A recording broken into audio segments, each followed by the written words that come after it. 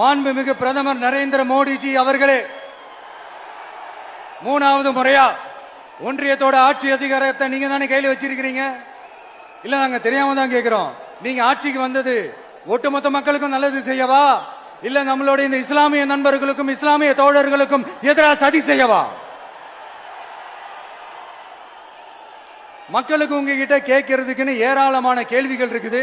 அதனால அவங்க சார்பா, அவங்கள ஒருத்தனா, அவங்களோட ஒரு உண்மையான ஒரு பிரதிநிதியா உங்ககிட்ட சில கேள்விகள் கேட்கணும். மிஸ்டர் பிரைம் மினிஸ்டர் அவர்களே, நம்ம தமிழ்நாட்டு மீனவர்கள் கிட்டத்தட்ட ஒரு 800 பேருக்கு மேல இலங்கை கடற்படையால தாக்கி அழிக்கப்பட்டிருக்கிறாங்க.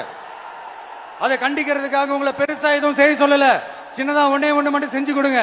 இனிமேலாச்சும் எங்களுடைய மீனவர்கள் பாதுகாப்பா இருக்கிறதுக்காக இந்த கச்சத்தீவை இலங்கை கிட்ட இருந்து மீட்டு கொடுத்துருங்க, அது போதும். உங்களுடைய